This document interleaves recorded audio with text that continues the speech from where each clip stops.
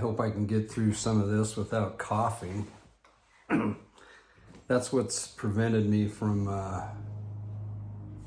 saying too much recently, is the more I talk, the more I cough, and I don't want to do that. But anyway, I've really missed visiting with you all. Soon I just feel so blessed to know all of you and for your kindness, your goodness, your advice, your charity, your love, and it's very humbling.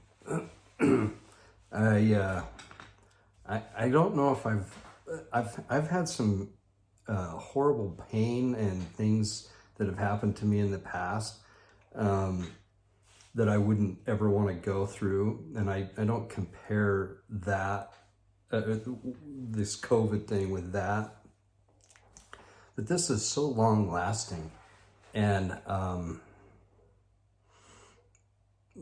I guess what we're suffering through, I'm a couple of days, maybe 3 days ahead of what Sue's going through, but she's still just weak and achy, so she doesn't have a cough, which mine comes and goes. I had a Zoom, kind of a Zoom type meeting with a doctor, an IHC doctor, and we kind of went over things, and the mono, I can't remember the name of the treatment that some people get. I didn't have enough points to qualify because my oxygen level was good. And I guess I just wasn't in bad enough shape to qualify for that. I don't know if I would have wanted to do that anyway, but one thing we did do is we had a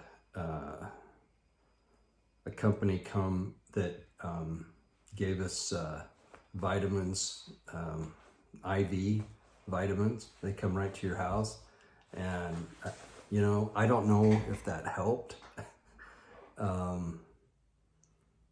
but we did that, and we've been doing everything. The biggest thing is no taste and no and then that affects the appetite, right? And that's not a bad thing. I could probably stand to lose a few more pounds, but definitely contributes, to the weakness, just not eating. I'll tell you, the brain fog is real for me. I've never been one that's been able to study and learn when I'm not feeling well. I just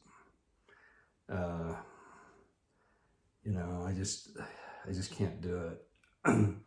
And so I've gone through Come Follow Me. We're all into this intense. It is kind of interesting to see the some of the CES guys squirming about polygamy and whatnot. But in our current reading assignment, I still get a kick out of that. I love the Doctrine and Covenants, and I love the revelations given to the prophet Joseph. And these Nauvoo days are really interesting. The revelation that the Lord allows to come forth through the prophet Joseph are really something.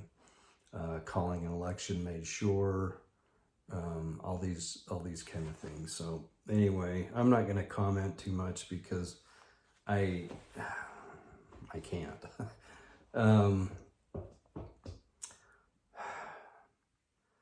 Okay, here's a true confession. I've watched several Hallmark movies. The Christmas ones. Oh, I never thought in a million years I would watch those. They're pretty good. they're so cheesy and they're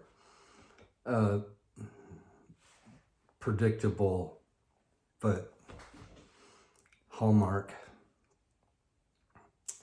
I don't know. You watch some crazy things. I didn't know that Judge Judy was still on the air. Watched a couple of those. Excuse me. There's some interesting people out there. I don't know why I'm telling you all this. This has got to be the worst video I've ever done. There's not going to be anything of substance. I will tell you this. I have, I'm sure I needed to be humbled. And this has kicked my butt. I am not even exaggerating when I say that. My feeling about the jab has not changed one bit. For me, it was always the approach and the coercion and the shaming and the mandates now, that are going forward. It's pretty intense. We have we have a president of the United States that can't even explain the supply chain problem that's going on right now.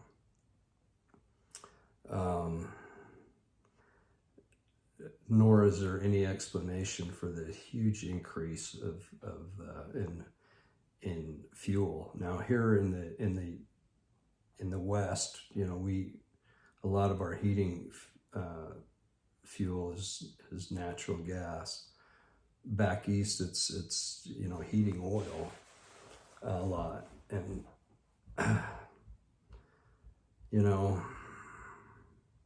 when you cut the supply, when you're no longer producing as a nation your own fuel, and you're relying on other countries to supply that, that's going to be an issue with not only the supply of it, but the cost. Where we were independent for a short period of time, felt pretty good to be independent that way, but we're not anymore with that. And then with the container ships, the steamship lines, and the trucking issues,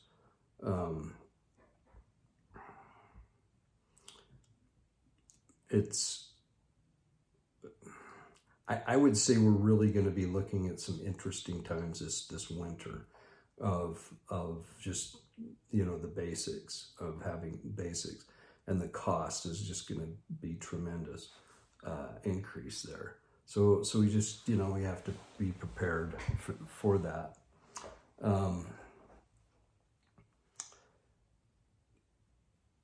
The mandates are an integral part of the economy, what's going on with the supply chain. There are many people, and it's underreported, who don't want to have an experimental drug put into their body, and they definitely don't want to have that mandated, and so it causes issues. Now, I do have a better understanding of what COVID is, having lived. Well, I'm still alive. I wouldn't say I'm totally out of the woods yet, but I don't suspect that I'm gonna die from it. I think I'll get over it, and have the antibodies, which I think is probably the best scenario for someone like me. I think there's some strong evidence that the natural immunity that you develop from having COVID is pretty powerful, strong in preventing from anything in the future. So, and the variant that goes that can go along with that. But I will say it has kicked my butt, and it is the real deal. I've never said it wasn't the real deal, but until you go through it, you kind of develop a bit of an attitude that you know you can conquer anything, or nothing will affect you, or you know, whatever happens that way. I don't have that attitude anymore, and a lot more compassion for those that have gone through it. I'm not really sure about all the remedies. I did everything. I did all the protocol. And I know some people would get over this a lot faster than I did. I just don't know if I would have done nothing, would it have been any worse? I don't know.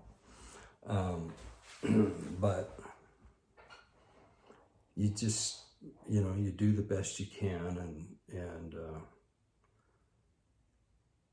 hopefully, you know, you give yourself a fighting chance. I'm looking forward to getting, you know, getting rid of that brain fog. It's not